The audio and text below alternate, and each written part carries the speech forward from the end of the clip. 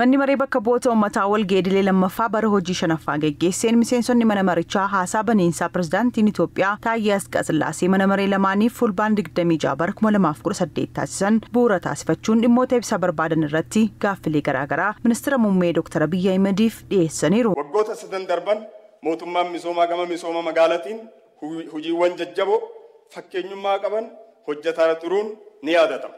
Keessattuu hojiiwwan qindaa'aa misoomaa koriidarii walqabatee bu'uuraalee misoomaa garaagaraa misoomni qarqara laggeenii qulqullina qaban biyya keenya keessatti hojjetamaa turuun isaa ni yaadatama. Ministeera muummee Dr. Abiyyi Ahmedis walgeecha irratti argamuun yaadaaf gaaffii miseensota mana maree bakka bu'oota uummataa kaaniif deebii fi ibsa bal'aa kennaniiru. Misooma koriidarii irratti yaada kennaniin misoomni koriidarii magaalaa miidhagsuu qofaa osoo hin taane teekinooloojiin maskamee aadaa waliin jireenyaa hawaasummaaf maatii badaa dhufan deebisee ijaaruun dargaggootaa fi daa'immaniif haala mijataa kan uumedha jedhan.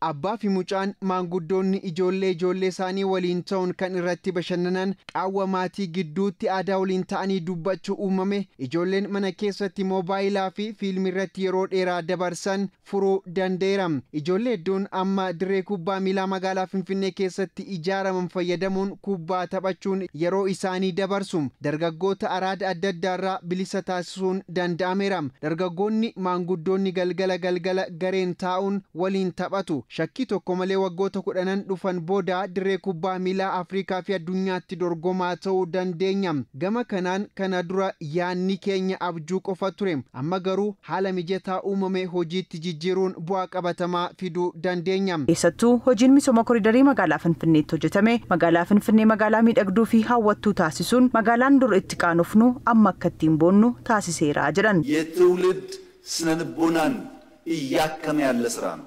Xinsammuu dhalootaa hojii fayyisaa jirudha. Gadi ba'uun bakka qulqullaa daandii bal'aa imalaaf tolan mijatoo daandii biskileetii arguun naannawa qulqullaa arguun danda'ameera. Dur biyyoota alaa adda addaa deemnee yeroo deebinu magaalaa Finfinnee dukkanooftutu nu eegaa ture. Amma kun hin jiru. Biyya kam deemnee yeroo dhufnu magaalaa iftee mul'attu miidhagduutu nu eega. Amma hubachiisuuf waan hojjetaman dubbachuu osoo hin taane yeroo gabaabaa kana keessatti misooma akkasii jijjiirama guddaa fide hojjechuuf birriin isaa eessaa dhufee gaaffii jedhu deebisuudha. Hojiin hojjetame afaan baasee waan dubbatuuf jechuudha.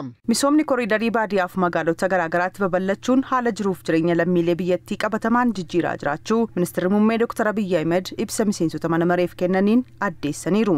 ሰሜን አካባቢ የምትሄዱ የፓርላማ አባላት miseensonni mana maree gara kaabaa deemtan magaalaa Baardaar Gondar Dasee ilaaluu dandeessu. Gara bahaa yeroo deemtan Harar Dirree fi keessattuu magaalaa Hararitti hojii misoomaa hojjetame hordofee lakkoofsi daawwattootaa hedduu dabalaa jira. Kanneen kibbaan Arbaa Minch Hawaasaa fi kanneen biroo gara lixaan ammoo Jimma Amboo Naqamtee ilaaluu dandeessu. Sosochiin gaariin akkuma jiran akkasumas hojiin kalaqaa hedduun kan ittiin mul'atanidha.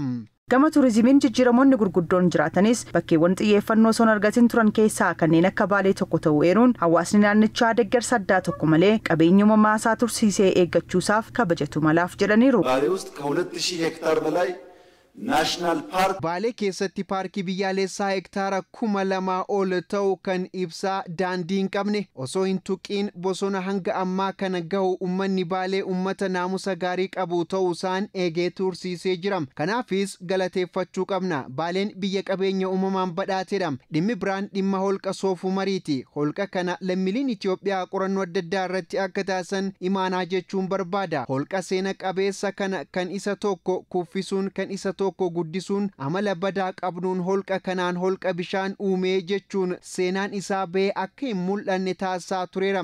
Holqi kun garuu abbootiin uumamaan boca inni qabutti fayyadamuun holqa abbootiin keenya hojjetanidha. Qabeenya uumamaa fi namtolchee qabnu addunyaatti beeksifnee madda galii taasisuu caalaa rakkoo laalchaa tokkotti qabuun akka biyyaatti waan argachuu qabnu damicharraa osoo argatin turre kan jedhan ministeerri muummee xiyyeeffannoo damichaaf kennameen bakkeewwan carraa argatan keessaa tokko holqa Soofuu Mariidha jedhaniiru. የኢትዮጵያ ሳይሆን የዓለም ስልጣኔ ጅማሩ ድንጋይ ነው። ኢትዮጵያ qofa osoo hin taane qaroominni addunyaa inni jalqabaa dhagaadha. Kan ittiin qalan qotan dhagaadha. Namni kan beeku dhagaa qofa akkuma amma koompitara jedhamu jechuudha. Beekumsi nama yeroo sana dhagaa qofa. Nuti garuu seenaa kana yookaan hin beeknu yookaan hin eegnu yookaan hin fooyyessinu. Inni kaan yeroo fiilmiitti hojjetu seenaa itti hojjetu madda turizimiif oolchuun abbootii qabeenyaa itti affeeru nuti qabeenya keenya kana dagannee teenyerra. Ummatni Baalee garuu qabeenya guddaa kana eegee tursiisuu isaatti ani gama koon maqaa miseensa mana maree kanaan galateeffachuun barbaada.